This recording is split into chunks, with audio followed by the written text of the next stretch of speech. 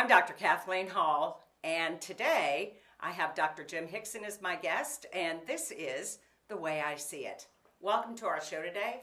It's very exciting. We're going to be talking about, well, it's not a really exciting subject, but it's something that we all know and something we need to discuss. And most of us, 50% of Americans and a lot of the world, are actually dying of loneliness. So I'm excited that Dr. Jim Hixon is with us today. He's the medical director of the Mindful Living Network and the Stress Institute. He's also a board-certified internist, internal medicine, and also a board-certified gastroenterologist. So he spends a lot of time on the inside of people, going up them and down them, and I guess around them also. So no matter what people look or say to you, I'm sure you find out the real truth as you go through that little light when you're going up and down somebody. Yes, now it can be told. How many, if you had to guess about how many procedures you've done in your life, what would be a guesstimation? Into the tens of thousands. Yeah, you've been there, seen it all, done a lot of all, right? Absolutely, and it's been a pleasure to have this, a job that you actually love doing every day. Yeah. And so it's been very rewarding. Yeah, and what can we say? How many people really love what they do every day? Because it truly is a calling. And so I've asked him to join us as part of our network today to talk as from a physician standpoint, and also as a person who's got a great personality. His patients love him, and he loves them. And over half of Americans say that they're extremely lonely.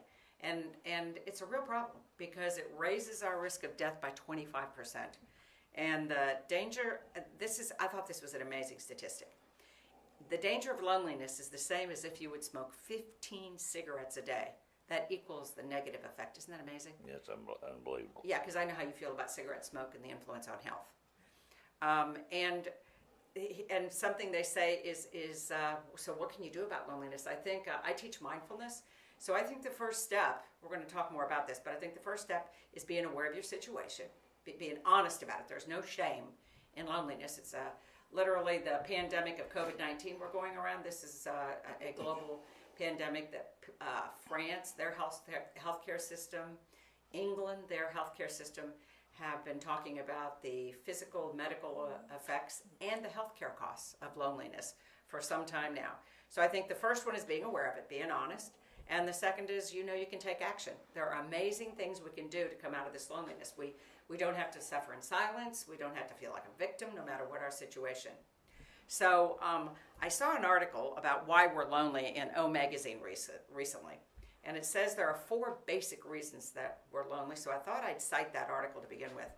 Number 1 is we value achievement more than attachment, especially in this country. Don't you think? You think about when we talk about people, or you and I meet people, Jim, or whatever, I think it's a very powerful statement that we value achievement more than attachment. We are a very success-oriented culture, and that just plays right into that being a goal-oriented. So it's critical in our society as we've shaped it. And I think it's not only economics. I see the benchmarks of somebody my age. Even when I meet other people, it's like I'm a grandmother. My child is gone to medical school or is whatever, that I think that it's the achievement that we even see on social levels, socioeconomic levels. It's really strange. Number 2 is we are left to our own devices. And those are technological devices, and they drive us into this loneliness, and it is a false sense of community. I think all these people that are going on Facebook and Pinterest and Instagram and stuff, they feel like they're part of a I don't like, all these different things, but it's really not intimacy. It's really not that strong sense of connection of sitting by somebody on the front porch. No, but I think in some of these times it does play its part, but nothing takes the place of that one-on-one connection with another human being, and that's what we're missing right now. Well, I also think it's even interesting in this latest house that we bought and live in, that the porches are on the front. And it's really interesting after living many, many, many years in many houses where all the porches were on the back. Because it's changed, I believe the architecture changed in about the 50s. And the houses, the ranch houses, if you remember, were near the front the front roads. And so what people did was start building their porches on the back. Now we're seeing a resurgence of building porches on the front. Whereas I watch the Sugarmans walk up and down the street and say, hi, how are your kids, what's going on? And it's don't you think it's a completely different experience than being on the back porch? Absolutely, absolutely. There's more life and action out there. You're seeing other people. You're interacting with other people. You're seeing friends. You're making new friends. All those things which make us have stronger connections to ourselves and to others, and really make us take away that lonely feeling. I think it's really important. And 3 is, in this article, we don't join organizations anymore. Churches, Rotary clubs, organizations. It's true. We really don't. I was thinking about this. I used to be a member of Rotary. I was a member of a church, as you well know. I was a member of this and that. And even as I've watched things unfold in the last 10 or 15 years, I personally have become less associated with big organizations. And I don't think you've ever really been a big organizational kind of guy, right? That is correct. And now with this COVID-19, it's thrown us into an acute crisis of our isolation from our organization. So it's even exacerbated the wonderful community that we get from our organizations. But even the people, though, that I know that belong to churches, like Kendrick or other people, and people I know that belong to clubs, they're doing Zoom. So they're kind of getting together, but it's not that intimate, closeness. But that's part of the problem is people aren't, I think church attendance or whatever's down, 40, 60%, something like that. And last but not least, we're social animals. And now we're being forced in this culture that we live in this world we live in, into this theme of self-reliance. And we naturally, in our DNA, seek human connection. We produce oxytocin, dopamine, endorphins. But when we're isolated, we produce stress hormones like cortisol. So we actually study this and know it's a fact. And like I said, in Europe, they're way ahead of us about studying loneliness. I thought it was interesting. There's some myths of loneliness. Loneliness is it's about being alone, but people think that loneliness and being alone are identical, and they're not. I know people like myself that ran the horse farm and, had the things up there, 30 horses and wrote books, and I loved being alone, but didn't feel lonely. So there's a difference in that aching, painful, isolated feeling of loneliness than being alone. Yes, that separation that we feel from others is totally different than just being that alone feeling, which is very good for all of us to be reflective, contemplative in our own lives. So how do you feel like when you're alone? Do you like being alone, or are you a groupie person, or? Well, as being a physician, you're with people all day long, That's so true. that I'm That's in true. community from the time I get up to the time I go to bed, and so I appreciate aloneness. Now, that is totally different, though, from lonely. So do I miss when I'm traveling or working? Do I miss seeing the people I love? Absolutely. Does that make me lonely? Have I been isolated many times now during this COVID crisis from the people I love and care about? Absolutely. So that gives me a sense of loneliness, different than that feeling of being alone. Yes, and I think another myth of loneliness that I thought was really interesting is people assume older people are the loneliest, and the data shows really almost the opposite. Ages 18 to 22 have the highest levels of loneliness. Isn't that interesting? I think that's a function. If you walk down the streets or walk in the mall or anywhere, you'll see more than in us older people, you'll see the younger generations carrying their iPhones or their cell phones. And they're all got them on looking at them. I don't know if they think there's that much importance going on in the world, or they're that important, or it gives them that sense of connection to their friends. But I mean, even when they're crossing the street, they're looking down at their cell phones like they're reading text or something, yearning for this sense of connection, actually afraid of being alone. So it's not lonely, but I think many people, especially younger people, don't like being alone. And this cell phone culture and Facebook, those kind of things, the Instagram you talked about, help them obviate that problem of being alone. So I think it's a different culture. It's an age difference, and maybe as they mature and become older, that will change. I don't know. We didn't have cell phones when you and I were children and young adults, and this is a new phenomenon for this century. Well, and almost 80% of Americans, the data shows, distract themselves when they're lonely. So whether it's TV, computers, video games, it just ties into exactly what you just said. That instead of going into themselves, like I said, the first thing is to be aware. And the second thing is to know you can create an action plan, and something to do about it.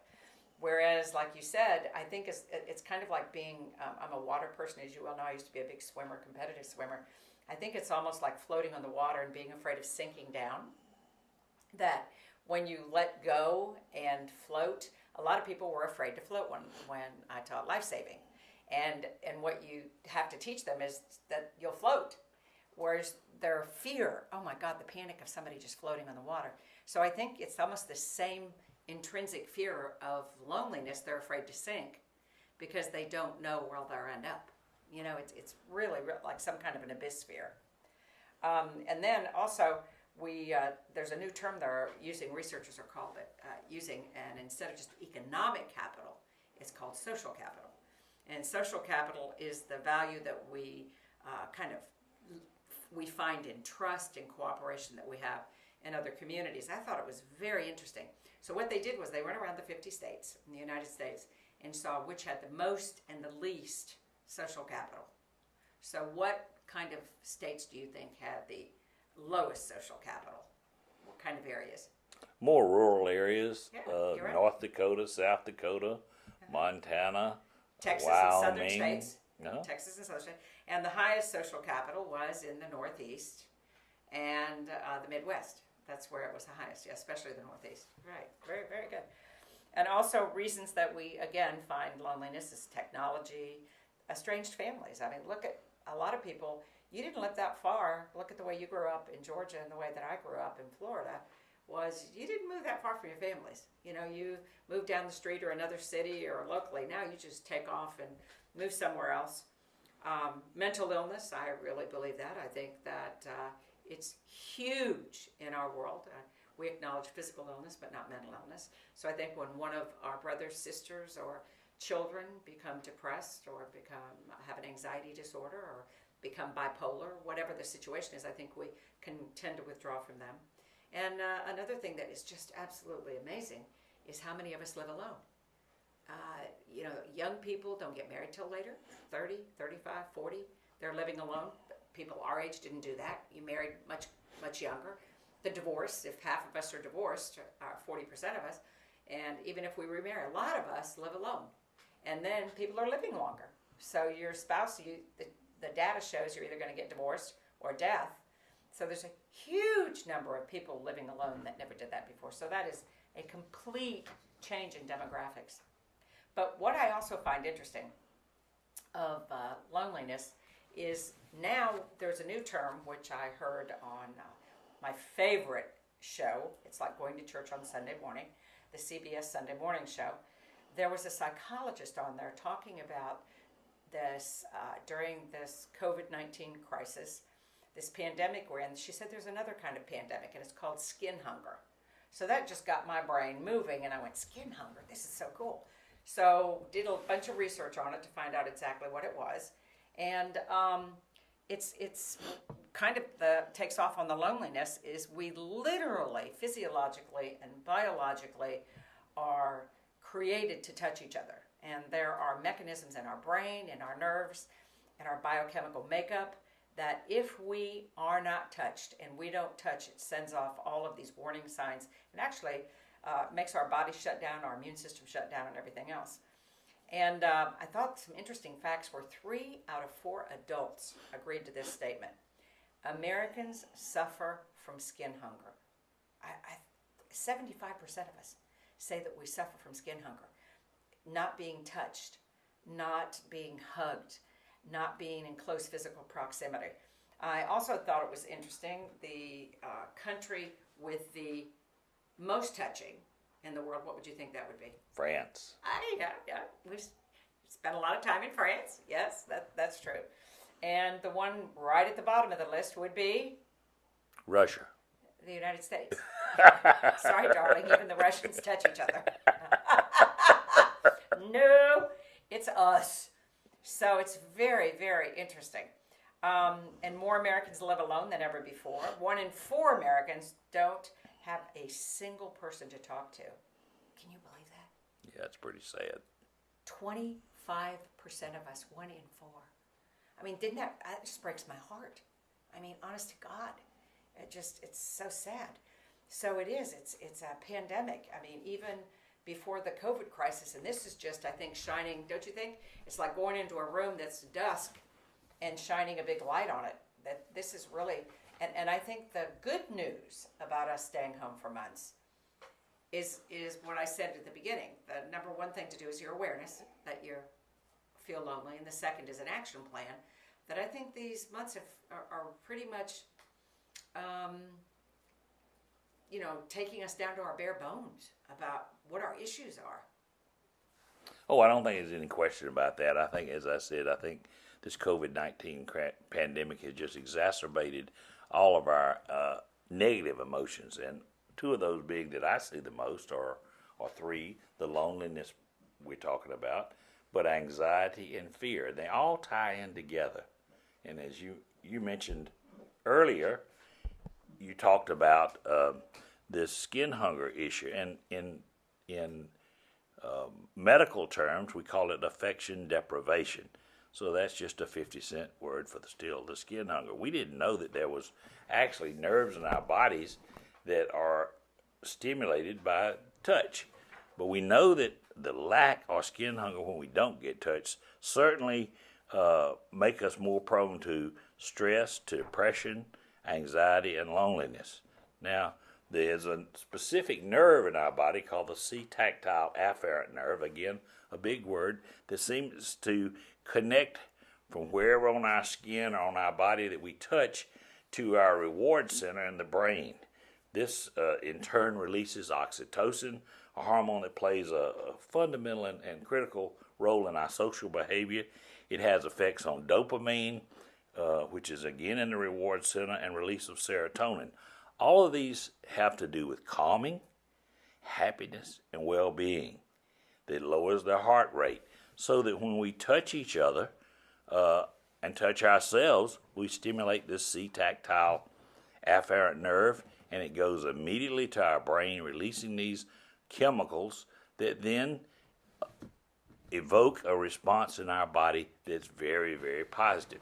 In addition, there's another nerve in our body, and many of you may have heard of this in your science and biology and things of this nature, the vagus nerve, especially important in gastroenterology and related to ulcer disease. But when this nerve is stimulated just by touching or moving the skin, there we go now to massages and things like this, it has an increased calming effect by it slows the heart rate, reduces cortisol, and saves natural killer cells that kill viral and bacterial and cancer cells. So we have a different nerve then that's stimulated when we get massages or just rub our hands together or rub our shoulders or bodies, then we notice that. So we have two different mechanisms now that's stimulated by touch that are just fascinating, and the science is just evolving more and more. So it's critical that we touch ourselves and touch each other.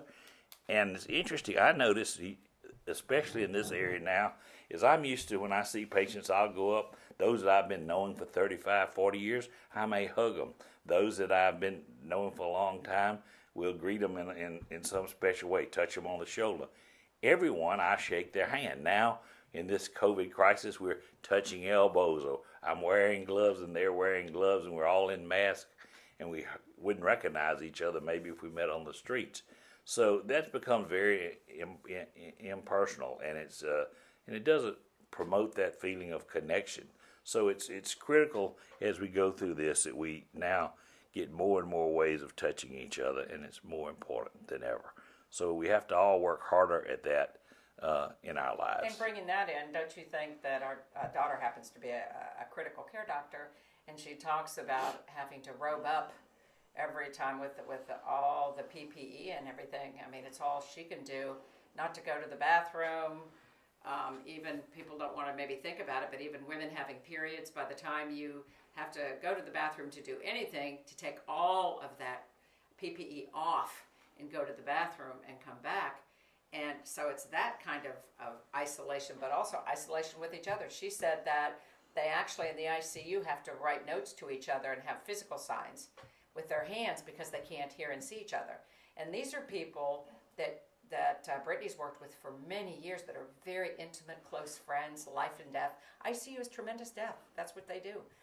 And codes and everything that they get through it together with the nurses and the PAs and everything by touching, by holding, by eye contact, by dealing with the families. Part of what she said, her crying the other day, was part of when she has to extubate somebody or someone's dying is being with the family. It's soulless for her too.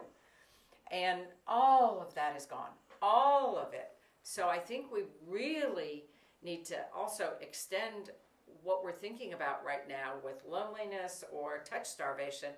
Our healthcare professionals are going through a heck of a thing right now. Don't you think? Look what you, Oh, no what question you about said it. about No question your about it. nurses and other Well, doctors. and one of the things I learned that was very interesting to me, we're kind of in the 20-second rule now in life, and that is we wash our hands for 20 seconds. Everything, we all know that. Whether you sing happy birthday to yourself a couple of times, you have a timer, whatever you do, you're washing your hands many times a day, you're that 20 seconds. This news to me in this research is that for us to release oxytocin, which is a very calming hormone, hugging releases that, but you need to hug someone for 20 seconds. So I think sometimes us men give what we might call bro hugs, where we go up and kind of slap each other and hug each other. I don't know what that does. I call it the ape hug. Or a testosterone hug or whatever it is. But I think that we need to all understand, if we would have a little more intention and mindfulness in our hugs, that we hug somebody and maybe be mindful. 20 seconds is not that long that you hold them. Now, obviously, none of us want to be inappropriate or anything like that, but that 20-second hug is really important for releasing this very important chemical into our brains and then subsequently into our bodies.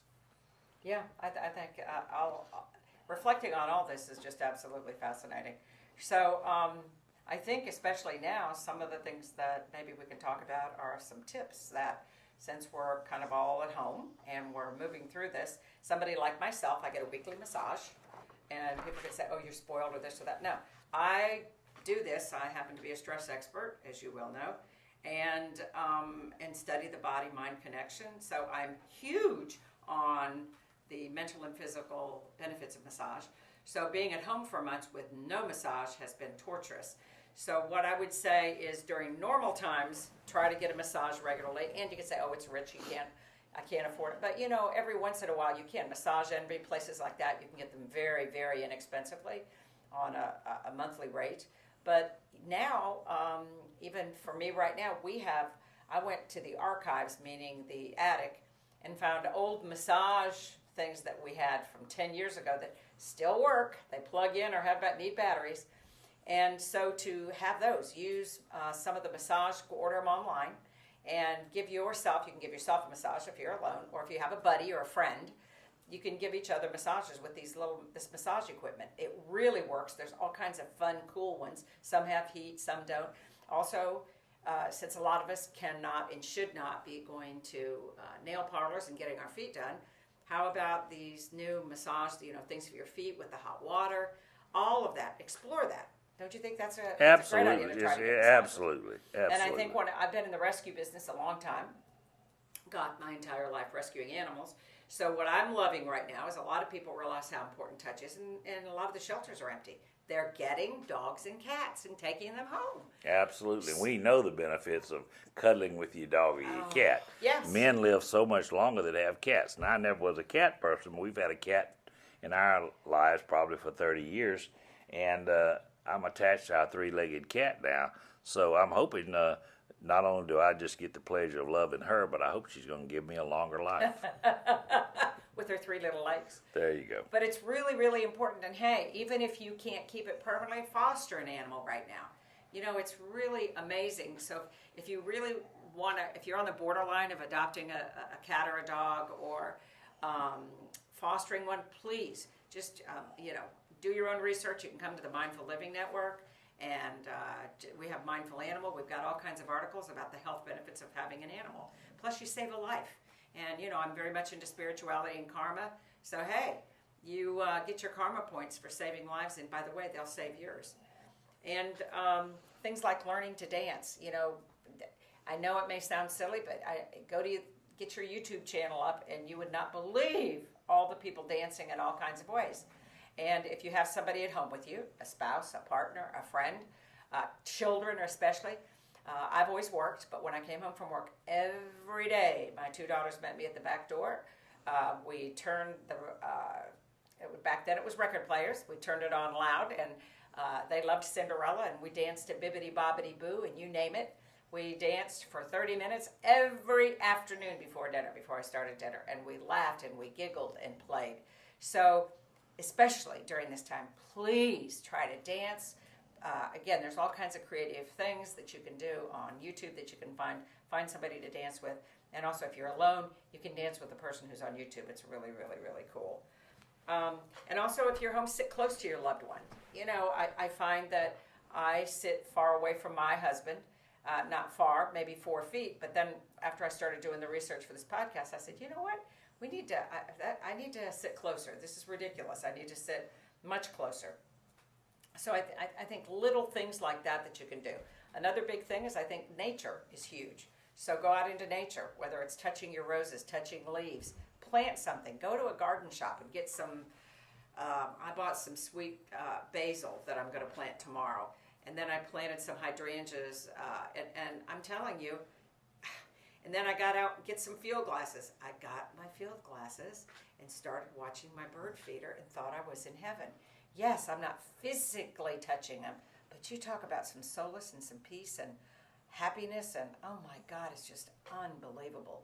So, and some other things you can do is, I didn't think about this till I started doing this. I'm a real Army shower person, and you laugh at me about this. Some people take 5 or 10 minute showers. I was one of 7 kids. There were 9 people in the house with a bathroom. So you were in and out of there, baby, just like being in a barracks. What I learned about this also was, hey, get in the shower, turn on warm water, get some lavender soap or some peppermint, take a longer shower, get a brush. I got a long back brush, and now I'm brushing myself.